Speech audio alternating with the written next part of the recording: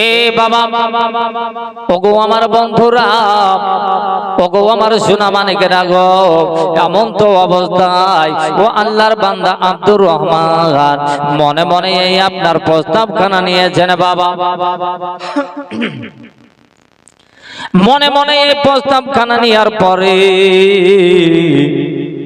আব্দুর রহমান যেন উনি আপনার নিজের যেন মাকে আপনার গিয়ে বলতেছেন বাবা, যে সময়টা বলছেন ওই মাসটা ছিল বাবা আপনার যেন জিলহজ মাস, হাজি হতে যাওয়ার মাস, হজ করতে যাওয়ার মাস।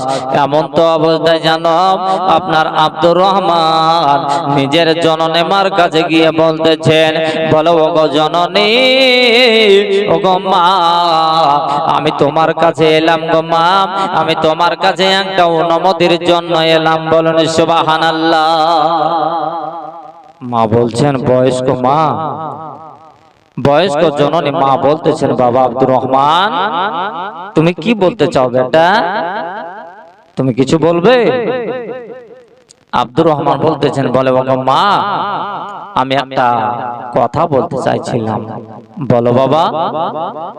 আব্দুর রহমান বলতেছেন, বলো বাবা মা, ওগো আমার জননী গো, এই মাসটা হচ্ছে জিলহজ মাস, এই মাসে আপনার হজ করতে যাওয়ার মাস।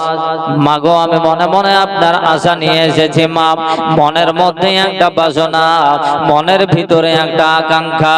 মা গো, আমার মনে কোনো খারাপ উদ্দেশ্য নিয়ে আসি নাই আমি গো মা, আমি কোনো আপনার জুয়া খেলতে যাওয়ার জন্য আসি না মা, আমি কোনো আপনার খারাপ আড্ডায় যাওয়ার জন্য আসি নাই মা, আমি এসেছি গো মা, আমি একটা মনের আশা পূর্ণ করার জন্য এসেছি। মা গো, তুমি যদি যাওয়ার অনুমতি দাও তাহলে কিন্তু মা ওই আমি নবী মুস্তাফার দেশে, আমার রাসূলুল্লাহর দেশে, আমার নবী মুস্তাফার যেন রওজা শরীফ জিয়ারত করতে যাব। বলুন সুবহানাল্লাহ।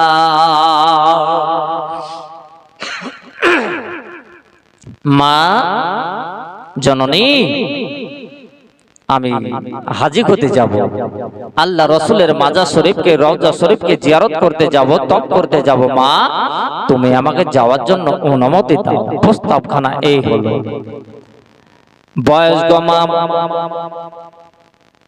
বিধবা মা বলতেছেন, বলো ওগো আমার বেটা, ওগো আমার কলেজার টুকরা বেটা, ওগো আমার নয়নের দ্বারা রে বাবা, শোনো শোনো বাবা, তোমার মনের প্রস্তাব খানা ভালো, তোমার যে আপনার নিয়াত খানা ভালো রে বাবা, কিন্তু আমি তোমার মা, তোমার কাছে একটা আমি দাবি রাখছি বেটা, তুমি আমায় ফেলে রেখে যেও না। আমার বয়স হয়ে গেছে, কখনো হয়তো আমাকে বিদায় হয়ে যেতে হবে, কখনো হয়তো আমাকে হয়তো আপনার মারা যেতে হতে পারে। অতএব বেটা গো, ও বাবা আব্দুর রহমান, এই বছর তোমাকে আমি তোমার মা আপনার হজে যেতে দেব না, আমি তোমাকে এই অনুমতি আমি দেব না। বলুন সুবহানাল্লাহ। এইদিকে বাবা গো, ও আব্দুর রহমান আমার নবী মুস্তাফার প্রেমিক, নবীর ভালোবাসা, নবীকে দেওয়ানা, এ নবীর আশিক আপনার জানো অন্তরে মোহাব্বত খানা নিয়ে মার কথা আপনার অমান্য করা গেল না।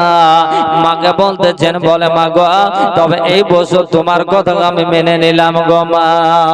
মোহাব্বত বলুন সুবহানাল্লাহ। মায়ের কথা শুনতে হবে, মায়ের কথা আপনাকে বুঝতে হবে বাবা।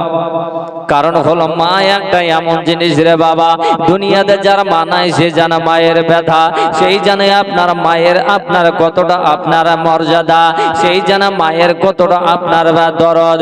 আপনার কিন্তু দুনিয়াতে যার বাবা নাই সেই জানে আপনার বাবার কত ব্যথা। ও বাবা আমার ভাইরা গো, আমরা কিন্তু বাবা মা থাকতে মায়ের যত্ন নিই না, বাবা থাকতে বাবার যত্ন নিই না বাবা।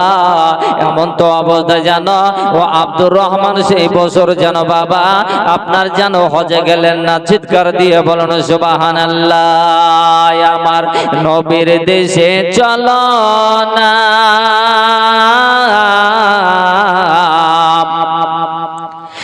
জিয়ারতে ওই মদিনা আর স্বপ্নে আমি দেখি সোনার মদিনা।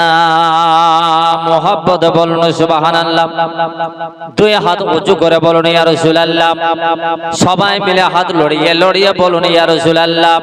আমার নবীর দেশে চলো না, জিয়ারতে ওই মদিনা আর স্বপ্নে আমি দেখি সোনার মদিনা। ওই আমার নবী নূরের নবী, দো জাহানের প্রেমের ছবি। আমার নবী নূরের নবী, দো জাহানের প্রেমের ছবি।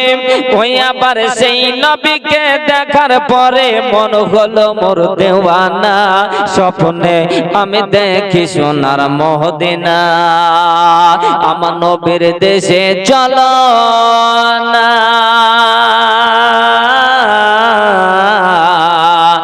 জিয়ারতে ওই মদিনা, জিয়ারতে ওই মদিনা আর স্বপ্নে আমি দেখি সোনার মদিনা। জোর করে বলুন সুবহানাল্লাহ। বাবাটা মেলে বলুন সুবহানাল্লাহ। সবাই বলে বলুন সুবহানাল্লাহ। আমার নবীর দেশে চলো না, জিয়ারতে ওই মদিনা আর স্বপ্নে আমি দেখি সোনার মদিনা। আর টাকা গণি নেই যে আমার শখ জেগেছে মদিনা যাওয়ার, টাকা গণি নেই যে আমার আর শখ জেগেছে মদিনা যাওয়ার। ও কত হাজিরা সব তপ করে আমার যাওয়া হলো না, স্বপ্নে আমি দেখি সোনার মদিনা। আমার নবীর দেশে চলো না, জিয়ারতে ওই মদিনা আর স্বপ্নে আমি দেখি সোনার মদিনা। দেখতে চান কি চান না বলুন, দেখতে চান কিনা? আমার নবী মুস্তাফার দেশকে আপনার যেতে চান কি চান না বাবা? যেতে আমরা চাই। স্বপ্নের যুগে যে আমার নবীকে একবার দেখে নিল বাবা, সেই তো আপনার জান্নাতে হয়ে গেল। জোরসে বলুন সুবহানাল্লাহ। এ বাবা, নবীর মোহাব্বত নিয়ে যদি বাবা আপনার ওই অন্ধকার কবরে যেতে পারেন বাবা গো, আল্লাহর কসম করে বলে যে আপনার ওই অন্ধকার আর অন্ধকার থাকবে না, আপনার কবরটা আলোয় আলোকিত হয়ে যাবে। বলুন সুবহানাল্লাহ। বাবা এইভাবে আব্দুর রহমান নবী মুস্তাফার প্রেমিক, নবীকে এতটাই মোহাব্বত করে ফেলেছেন। আবার সেই দিনের পর দিন যেতে যেতে যেতে যেতে যেতে যেতে এইভাবে করতে করতে করতে ফের আবার 1 বছর আপনার ঘুরে এসেছে। আসমানে আপনার জিলহজ মাস, হজ করার মাসে চাঁদ যেন আপনার উদিত হয়েছে বাবা। এমন তো অবস্থায় আমার মন ভরা ব্যথা নিয়ে, মনের ভিতরে আপনার আশা নিয়ে ও আপনার আব্দুর রহমান আল্লাহর বান্দা, ও আপনার কল্যাণ কি নবীর প্রেমিক আবার যেন আপনার মায়ের কাছে গেলেন। মাকে গিয়ে বলতেছেন, বলে জননী ওগো আমার মা গো, আমি তোমার কাছে 1 বছর পরে আবার এসেছি মা, আমাকে ওই আমার নবী মুস্তাফার দেশে যাওয়ার জন্য মা গো তুমি একটু করে অনুমতি দাও। সুবহানাল্লাহ। বয়স্ক মা বলতেছেন, বাবা আব্দুর রহমান, আমি বুঝতে পারছি বেটা যে তুমি নবীর প্রেমিক হয়ে গেছো, তোমার অন্তরে আপনার নবী মুস্তাফার নূরে ঝলমল ঝলমল করতেছে, তোমার অন্তরটা আলো হয়ে গেছে, আমি জানতে পারছি বেটা। কিন্তু বাবা তুমি হচ্ছে আমার একমাত্র একটাই আপনার কলেজার টুকরা, তুমি আমার নয়নের তারা একটাই আমার বেটা। অতএব তুমি যদি চলে যাও বাবা, এখনো অবস্থায় যদি আল্লাহ পাক যদি আমার ইন্তিকাল ঘটিয়ে দেয়, তাহলে কিন্তু বাবা দেখা যাবে যে আমার যে আপনার মরণের পরে ইন্তিকালের পরে যে কর্তব্য করণীয় কাজগুলো দায়িত্বগুলো কে করবে বলো বেটা, কে করবে? অতএব আমি তোমার মা বলতেছিলাম বাবা তুমি এই বছরও যেও না, আমি যখন মারা যাব তারপরে বাবা তুমি হজ করতে যাবে। এইভাবে বাবা গো আবার যেন আপনার মা জননী নিষেধ করতেছেন, বলে বেটা গো আমার এই বছর তোমাকে আমি তোমার মা যেতে দেব না। এমন তো অবস্থায় বেরাদার ও গো আমার সুন্নি তরুণ যুবক ভাইরা গো, ও গো আমার মা খালারা, মা গো একটু শুনে যান মা রাতের বেলা এমন তো অবস্থায় আপনারা যে এইভাবে আপনার কষ্ট করে রাত্রে বেলা দে এইভাবে বসে আছেন, একমাত্র নাবির মোহাব্বতে বসে আছেন, হ্যাঁ কি না বলেন? নাবির মোহাব্বতে বসে আছেন বাবা। ও গো আমার ভাইরা তরুণ যুবক ভাইরা গো একটু শুনে যান বাবা, এমন তো অবস্থায় আব্দুর রহমান আপনার জানো মায়ের কথা সেই বছর যেন দ্বিতীয় বছর মেনে নিলেন।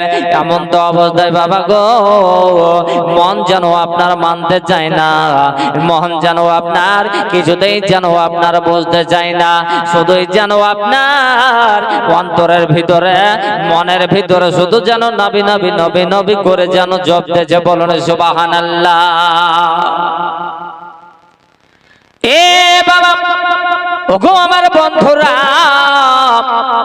আপনার মধ্যে যদি নাবির প্রেম জমে যায়, আমাদের মধ্যে যদি নাবির প্রেম জমে যায়, বন্ধু আমার ভাইরা গো এই জলসা মাহফিলে আপনার দেখা যেত এই আপনার প্যান্ডেলের তলাতে আপনি জায়গা আমরা দিতে পারতাম না বেরাদার। ও বন্ধু আমার ভাইরা গো যার মধ্যে নবীর প্রেম আছে ভালোবাসা আছে তারাই তো আপনার এই জলসা মাহফিলে আপনারা বসে আছেন বাবা। এর বদলা কিন্তু একদিন আল্লাহ পাক আল্লাহ তাআলা দেবেন। জোরসে বলুন সুবহানাল্লাহ। বন্ধু আমার ভাইরা গো আর যারা আপনার মেলা খেলাতে আপনার বাদাম খেলো জিলাপি খেলো তারাই কিন্তু আপনার এই আপনার দেখা গেল এই দুনিয়ার স্বাদ পেল, কিন্তু মরার পরে তারা কোনো স্বাদ যেন পাবে না। মুহাব্বত বলুন সুবহানাল্লাহ। বাবাজি আমার মুসলমান, ওগো আমার তরুণ যুবক ভাইরা গো, ওগো আমার দরদে মায়েরা শোনেন গো, এমন তো অবস্থায় জানো এ আপনার জানো নবীর প্রেমিকা আব্দুর রহমান আস্তে আস্তে আস্তে আস্তে দিন গুনতে থাকে বাবা।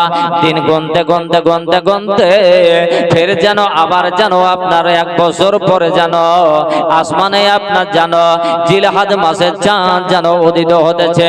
এমন তো অবস্থায় ও আব্দুর রহমান যেন আবার যেন হজ করার কথা মনে হয়ে গেছে। নবী মুস্তাফার রওজা শরীফ জিয়ারত করার কথা যেন আপনার মনে হয়ে গেছে। কেননা বাবা গো আমার নবীকে যদি আপনি জঙ্গলে ডাকেন তবে কিন্তু নবী আমার শুনতে পান, নবীকে যদি আপনার পাহাড়ে ডাকেন নবী কিন্তু আপনার শুনতে পান, নবীকে যদি আপনার আপনার আপনার ইদারার মধ্যে ডাকেন গো তবুও কিন্তু নবী আমার শুনতে পান। পান কি পান না? নবী আপনার আশিকের খবর দিতে পারে, নবী আমার মাসুকের খবর জানতে পারে। যার জন্য কবি বলতেছেন যে পাইলে নিরালাই গো নবী পাইলে নিরালাই, পাইলে নিরালাই গো নবী পাইলে নিরালাই। জোর করে বলুন সুবহানাল্লাহ। আপনারা কি শুনতে রাজি না রাজি না? দেখুন আপনার কত মুহাব্বতের গজল। আর পাইলে নিরালাই গো নবী পাইলে নিরালাই, পাইলে নিরালাই গো নবী পাইলে নিরালাই। আবার 2 কদমে চুমো খাবো, আর 2 কদমে চুমো খাবো, চরণ ধুলে মাখবো গায়। আর পাইলে নিরালাই গো নবী পাইলে নিরালাই, পাইলে নিরালাই গো নবী পাইলে নিরালাই। আর দয়াল নবী কত দূরে লোহিত সাগরের তীরে, দয়াল নবী কত দূরে আর লোহিত সাগরের তীরে। আরে মদিনার ওই সোনার ঘরে, আরে মদিনার ওই সোনার ঘরে আছেন তিনি সর্বদাই। পাইলে নিরালাই গো নবী, পাইলে নিরালাই, পাইলে নিরালাই গো নবী, পাইলে নিরালাই। উম্মতি উম্মতি বলে আরে কাঁদেন নবী, আরে কাঁদেন নবী জীবন ভরে। উম্মতি উম্মতি বলে আরে কাঁদেন নবী ওগো জীবন ভরে। আরে এখনো কাঁদেন তিনি, এখনো কাঁদেন তিনি পাপী উম্মতের মায়ায়। পাইলে নিরালাই গো নবী, পাইলে নিরালাই, পাইলে নিরালাই গো নবী, পাইলে নিরালাই। বাবা আমার ভাইরা গো, ওগো নবীর প্রেমিকেরা, ওগো নবীর আশিকেরা গো, নিরালাই যদি নবীকে আপনার ডাকেন, আমার নবী মুস্তাফা ওনার রওজা শরীফ থেকে শুনতে পান। নবীকে যদি আপনার জঙ্গলের ভিতর থেকে ডাকেন, তবুও নবী মুস্তাফা আমার শুনতে পান। নবী মুস্তাফাকে যদি আপনার গভীরে আপনার যাবেন, আমার আকা মাওলা তবুও আপনার প্রেমিকের ছাড়া আপনার শুনতে পান। বলেন সুবহানাল্লাহ। নবীকে যারা আপনার ভালোবাসে, মোহাব্বত করে, ও নবী মুস্তাফা আকা মাওলা মোহাব্বতকারীর আপনার আওয়াজ ওনার রওজা শরীফ থেকে শুনতে পান। বলেন সুবহানাল্লাহ। নবী কার নাম, যার ভিতরে আপনার নবীর মোহাব্বত জমে যাবে, যার অন্তরে নবী মুস্তাফার আশিক হয়ে যাবে, সেই আপনার মরার পরও আপনার তাকে নবী জান্নাত না নিয়ে গিয়ে নবী আমার জান্নাতে যাবেন না। বলেন সুবহানাল্লাহ। এ বাবা, ওগো আমার মায়েরা গো, ওগো আমার সুন্নি তরুণ যুবক ভাইরা শুনে যান ভাই, বড় কষ্ট করে মাহফিল বানিয়েছেন, বড় কষ্ট করে আপনার যেন মৌলবীকে আপনার দাওয়াত করেছেন। ও আমার ভাইরা, এমন তো অবস্থায় বেরাদার গো, এবার কিন্তু আব্দুর রহমান আবার যেন ফের দ্বিতীয় বছরের বেলায় এবার কিন্তু মনে মনে ভাবতেছে যে মাকে আপনার 2 বছর বললাম, মা তো যাওয়ার অনুমতি আপনার দেয়নি। এবার যদি আবার গিয়া বলে, মা কিন্তু অনুমতি দেবে না। আর আমি আব্দুর রহমান, আমারও জানো আপনার মন জানো আপনার মানে না, আমার জানো প্রাণ জানো মানে না। অতএব এবছর মায়ের কাছে যাব গো। মা যদি আপনার বিদায় দেয়, মা যদি যাওয়ার অনুমতি দেয় তবুও ভালো, আর মা যদি অনুমতি না দেয় গো, মায়ের কথা এবছর যেন আর শুনবো না। মা একটা এমন জিনিস, এ কিন্তু আব্দুর রহমান 5 ওয়াক্ত নামাজ পড়েন, আল্লাহকে বেশি বেশি করে জিকির ও আজকার করেন এবং নবী মুস্তাফাকে জানের থেকে প্রাণের থেকেও কিন্তু বেশি মোহাব্বত করে। এ কিন্তু আব্দুর রহমান বলতেছে, যদি মা এবার যেতে না দেয়, অনুমতি না দেয়, তো আমার মায়ের কথাও এবছর আর শুনবো। বুঝতে পারছেন? মার কথা শুনবো। এমন তো অবস্থায় বাবাজি আমার ভাইরা, এ আব্দুর রহমান মায়ের কাছে আবার ফেরে 2য় বছরের বেলাতে গেলেন।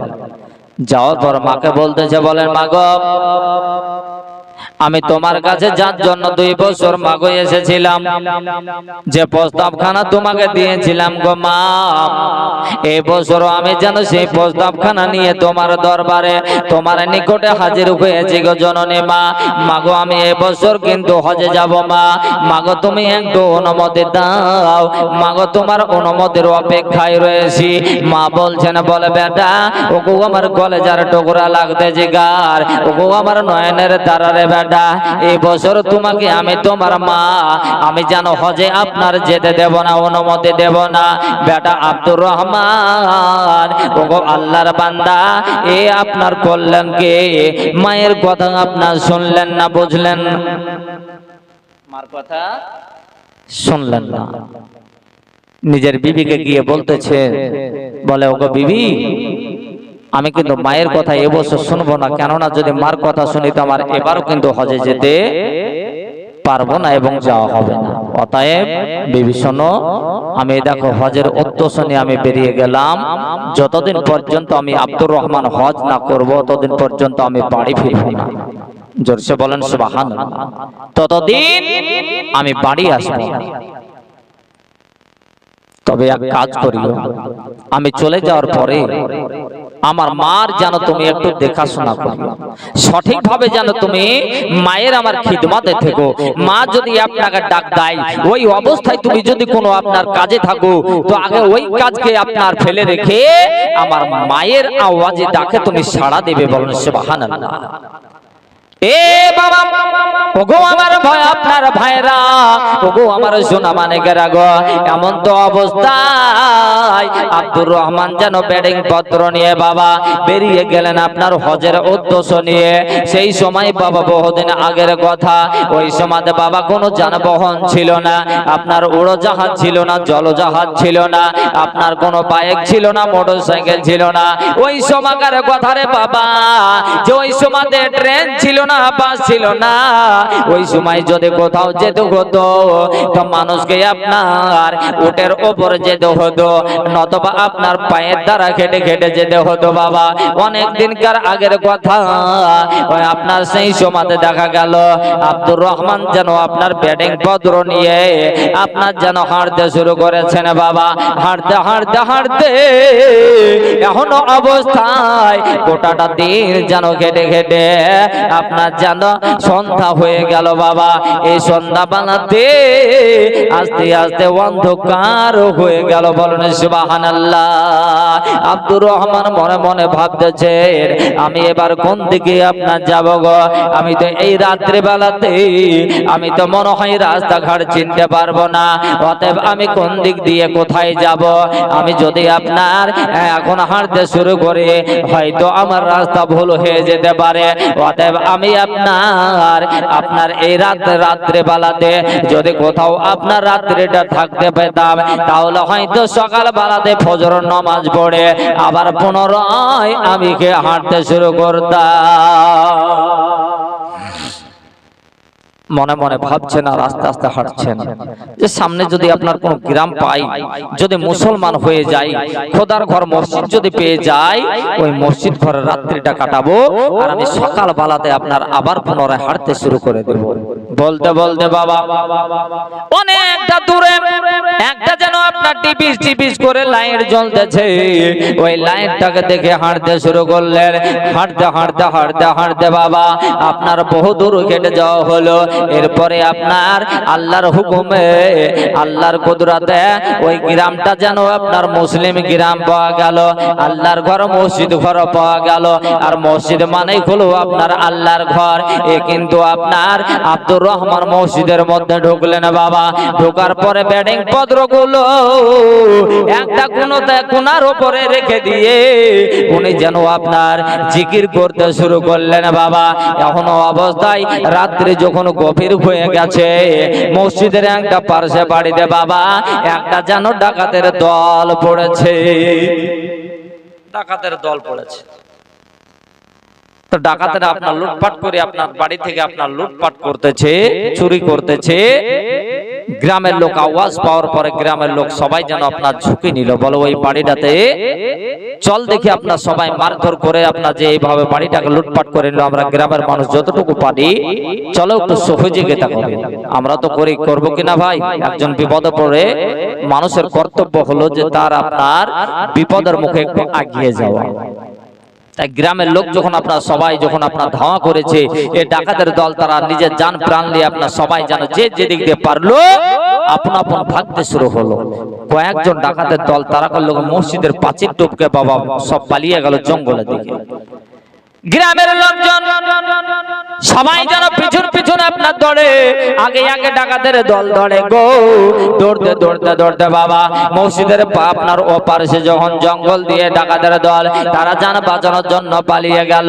কেননা বাবা গো নিজের যান বাঁচানোর জন্য দেখবেন বাবা আপনার নিজের যেন আপনার মনে তখন কাটা খোঁজ বলে ভয় লাগে না। তখন আপনার কিন্তু জঙ্গল বলে ভয় লাগে না, আপনার বাঘ ভাল্লুক দেখে তখন ভয় হয় না। এ বাবা, ডাকাতের দল জঙ্গল দিকে পালিয়ে গেল। গ্রামের লোক ভাবলো বলে আর জঙ্গলে আর যাওয়া যাবে না, বলে তারা পিছন প্রান্তরে আপনার ঘুরে আসতেছে। ওর মধ্যেকার কেউ বলতেছে, বলে দেখো তো যদি মসজিদে কেউ যদি আপনার থাকে। বলে মসজিদে কি আর কেউ থাকে? বলে হ্যাঁ হতে পারে, দেখা যাক। দেখ, মসজিদের ভিতরে ঢোকা হলো, দেখছে যেন একজন আল্লাহর আপনার বান্দা, একজন যেন মানুষ, সে যেন আপনার সিজদার হালাতে পড়ে আল্লাহর ধ্যানে আপনার জিকির করতেছে। এরা আপনার বলা বলে করতেছে। বলে দেখো রে ভাই, ও যে মনে হচ্ছে, ওই তো দেখছি যে আপনার ডাকাতেরই মনে হয় কেউ হবে। ও যে দেখছি এখন ডাকাতি করতে এসে, ও দেখছি আপনার আল্লাহর ধ্যানে যেন আপনার পাগল হয়ে গেছে। ধর ওকে নিয়ে আয়। আপনার পিছন থেকে আপনার বাবা কলারটাকে, জামাটাকে আপনার যেন গা, আপনার গর্দনটাকে আপনার ধরে নিয়ে ছাঁচড়াতে ছাঁচড়াতে বাইরে নিয়ে যাওয়া হলো। আপনার চোর যদি চোর ধরা পড়ে গো, ওই সমাজে আপনার ছোট বড় কেউ আপনার দেখে না, তখন কিন্তু চাঁদা তুলো আপনার মার পিটনি দিতে থাকে। একে মারতে মারতে বাবা আপনার বহুত রকমের মার দেওয়া হলো। এমন তো অবস্থায় ওই ব্যক্তিকে বাবা আব্দুর রহমানকে আপনার যেন গ্রামের মোড়লের কাছে আপনার নিয়ে যাওয়া হলো। গ্রামের মোড়লের কাছে যাওয়া হলো। মোড়লকে বলা হলো, বলে ওগো মোড়ল মশাই, ওগো আমাদের গ্রামের সর্দার মশাই, দেখেন এই অবস্থায় এই ঘটনা হয়েছে। অমুকের বাড়িতে আপনার ডাকাতি করতেছিল, আর এই জানের ভয়ে প্রাণের ভয়ে আমাদের মসজিদ ঘরে সেই আপনার যেন নামাজ পড়তেছে। বলুন এর বিচার আপনার কি করা যায়? ও গ্রামের মোড়ল সেও বুঝলো না, জানলো না।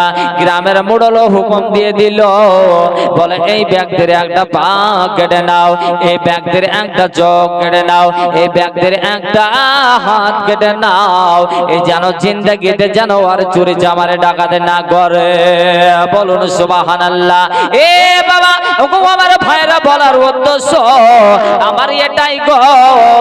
দেখুন এই ব্যক্তি আব্দুর রহমান, এ বলতেছে, বলে ওগো মোড়ল মশাই, শুনেন গো শুনেন গো, আসলে কিন্তু আমি ডাকাত নয়, আসলে কিন্তু আমি ছিনতাই পাটে নয়, আসলে কিন্তু আমি কোনো মাস্তান নয়, বাটফার নয়, আমি হলাম একজন নবীর গোলাম, আমি হলাম একজন আমি হলাম নবীর আশিক। আমি নবী মুস্তাফার দরবার জিয়ারত করার উদ্দেশ্য নিয়ে বেরিয়েছিলাম, কিন্তু আমার মায়ের কাছে অনুমতি চেয়েছিলাম, আমার মা অনুমতি দেয় নাই। আমার মায়ের কথা অমান্য করার ফল আজকেই আমি পেয়ে গেছি গো মোড়ল মশাই। তবে যা করেছেন করেছেন, দয়া করে আপনি আমাকে এই রাতারাতি একটু আমার বাড়ি পৌঁছে দিন। জোর করে বলুন সুবহানাল্লাহ। আল্লাহুম্মা মাওলানা মুহাম্মাদ ওয়ালা আলে মাওলানা মুহাম্মাদ সাল্লাল্লাহু আলা মুহাম্মাদিন মোহাম্মদ হরদম জবান সেনে কালো পাক, মোহাম্মদ হরদম জবান সাফি আনা মুহাম্মদ খোদা নূরে তৈরি গো আমার মুহাম্মদ রাসূল। মোহাব্বত গণ সুবহানাল্লাহ। গভীর রাতে ঘুম ভাঙানোর জন্য মোহাব্বত সবাই মিলে বলুন সুবহানাল্লাহ। খোদা নূরে তৈরি গো আমার মুহাম্মদ রাসূল। আর তার কলেমা পড়তে গো মোরা করব না গো ভুল। আর জারিয়া দেশে এ নামাজ পড়ি,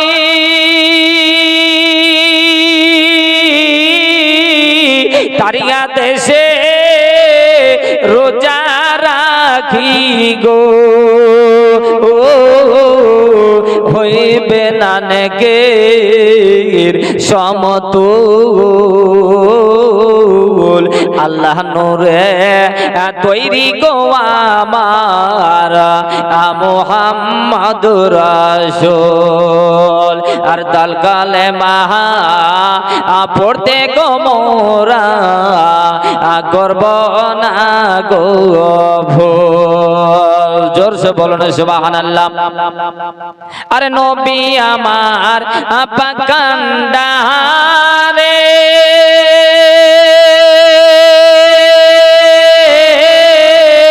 শক্ত হালে ছাড়বেন তোরি গো আর নবী আমার পাকান্ডারে শক্ত হালে ছাড়বেন তোরে গো তাই তো বসে আরাম করে পাইব নদের কুল খোদা নূরে তৈরি গো আমার মুহাম্মাদুর রাসূল তার কালেমা পড়তে গো মোরা করব না গো ভুল চিৎকার দিয়ে বলুন সুবহানাল্লাহ মুহাব্বত বলুন সুবহানাল্লাহ আরে ভয় করি না জাহান্নামে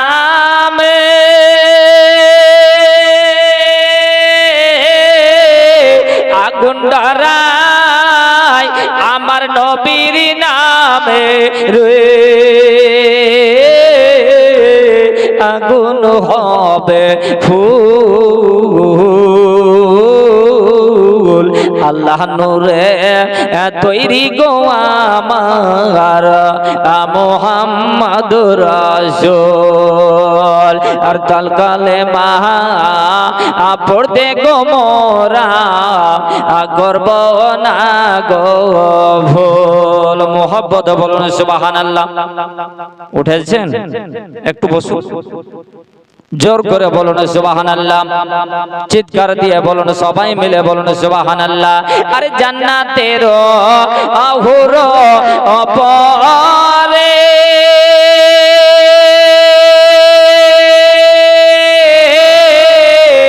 আমায় নিবে সেদিন বরণ করে গো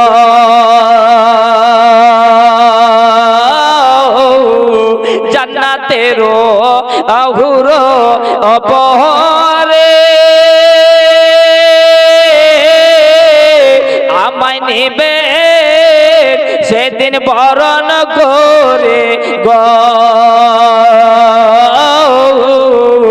গলায় পরাবে ফুল আল্লাহ নূরে তৈরি গো আমার মুহাম্মাদুর রাসূল আর তার কালেমা পড়তে গো মোরা করব না গো ভুল